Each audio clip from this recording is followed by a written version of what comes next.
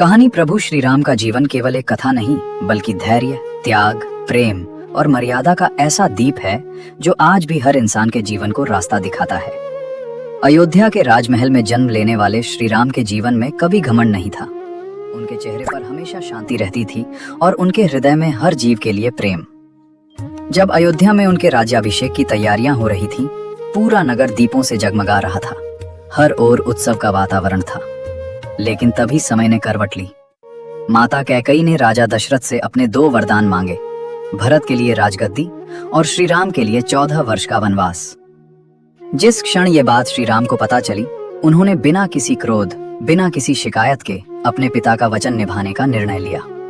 सोचिए, जिसे अगले दिन राजा बनना था, वो उसी रात वन जाने के लिए तैयार हो गया। यही तो श्री राम की सबसे बड़ी विशेषता थी। परिस्थिति कैसी भी हो, उन्होंने मर्यादा और धर्म का साथ कभी नहीं छोड़ा। माता सीता ने भी कहा, जहां आप हैं वही मेरा जीवन है। और लक्ष्मण जी ने अपने बड़े भाई की सेवा को ही अपना धर्म मान लिया। तीनों राजमहल छोड़कर वन की ओर निकल पड़े। अयोध्या की प्रजा रो रही थी। राजा दशरथ का हृदय टूट चुका था, लेकिन श्री राम के चेहरे पर फिर भी शांति थी। वे जानते थे कि जीवन में सुख और दुख दोनों आते हैं, और जो इंसान हर परिस्थिति में धैर्य रखता है, वही सच्चा विजेता बनता है। वन का जीवन बिल्कुल आसान नहीं था। वहां न राजमहल था, न आरामदायक बिस्तर, न स्वादिष्ट भोजन। श्री राम और माता सीता पेड़ों के नीचे विश्राम करते, कंद मूल और फल खाकर अपना जीवन बिताते। कभी तेज धूप, कभी बरसात, कभी ठंडी रातें, हर कठिनाई उनके सामने आती रही, लेकिन उन्होंने कभी शिकायत नहीं की। वे हर परिस्थिति को भगवान की इच्छा मानकर स्वीकार करते रहे। कई बार जंगल में हिंसक पशुओं की आवाजें सुनाई देती। रात का अंधेरा इतना गहरा होता कि दूर तक कुछ दिखाई नहीं देता, लेकिन लक्ष्मण जी पूरी रात जागकर अपने भाई और माता सीता की रक्षा करते, और प्रभु श्री राम अपने भाई के प्रेम को देखकर भावुक हो जाते। ये केवल भाईचारे की कहानी नहीं थी, ये त्याग और समर्पण की सबसे सुंदर मिसाल थी। वनवास के दौरान श्री राम अनेक ऋषियों और मुनियों से मिले। उन्होंने हर संत का सम्मान किया, उनका आशीर्वाद लिया। जहां जहां वे जाते, वहां शांति और प्रेम फैल जाता। वन के साधारण लोग भी श्री राम को देखकर प्रसन्न हो जाते थे, क्योंकि उनके भीतर अहंकार नहीं, केवल अपनापन था। लेकिन जीवन की सबसे बड़ी परीक्षा अभी बाकी थी। एक दिन राक्षस राज रावण छल से माता सीता का हरण कर ले गया।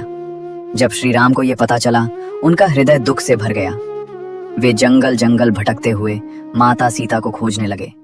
उस समय उनका दर्द देखकर हर इंसान समझ सकता है कि भगवान होकर भी उन्होंने मनुष्य की तरह हर भावना को जिया। उन्होंने ये दिखाया कि जीवन में अपनों से बिछड़ने का दुख कितना गहरा होता है। सीता माता की खोज करते हुए श्री राम की मुलाकात हनुमान जी और सुग्रीव से हुई। हनुमान जी का प्रेम और भक्ति अद्भुत थी। उन्होंने श्री राम को अपना सब कुछ मान लिया। श्री राम भी हनुमान जी के प्रेम से अत्यंत प्रसन्न हुए। यह रिश्ता केवल भगवान और भक्त का नहीं था, यह विश्वास और समर्पण का रिश्ता था। जब समुद्र के उस पार लंका जाने का समय आया, तब विशाल समुद्र रास्ते में खड़ा था, लेकिन श्री राम ने हार नहीं मानी। वानर सेना ने पत्थरों से पुल बनाया। हर कोई जय श्री राम का नाम लेकर पत्थर समुद्र में डाल रहा था, और वे पत्थर डूबने के बजाय तैर रहे थे। यह केवल चमत्कार नहीं था, यह विश्वास की शक्ति थी। जब इंसान सच्चे मन से भगवान का नाम लेता है, तब कठिन से कठिन रास्ता भी आसान हो जाता है। लंका में भयंकर युद्ध हुआ। रावण शक्तिशाली था, उसकी सेना विशाल थी, लेकिन श्री राम के साथ सत्य और धर्म था। कई कठिनाइयां आईं, लक्ष्मण जी घायल हुए, पूरी वानर सेना परेशान हुई, लेकिन हनुमान जी संजीवनी बूटी लेकर आए, और फिर आशा की किरण जाग उठी। अंत में सत्य की विजय हुई और रावण का अंत हुआ। लेकिन श्री राम का जीवन हमें केवल युद्ध करना नहीं सिखाता, बल्कि यह सिखाता है कि इंसान को अपने जीवन में कितना भी दुख मिले, उसे कभी अधर्म का रास्ता नहीं चुनना चाहिए। वनवास के 14 वर्ष केवल जंगल में बिताए गए साल नहीं थे, बल्कि त्याग, संघर्ष और धैर्य की सबसे बड़ी शिक्षा थे।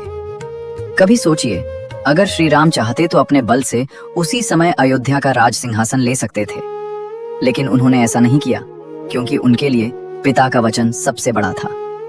आज के समय में छोटी छोटी बातों पर लोग रिश्ते तोड़ देते हैं, क्रोध कर लेते हैं, लेकिन श्री राम ने हमें सिखाया कि सम्मान, धैर्य और प्रेम सबसे बड़ी ताकत है।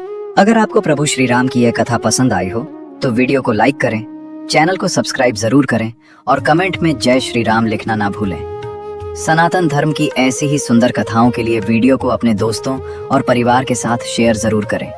जय श्री राम।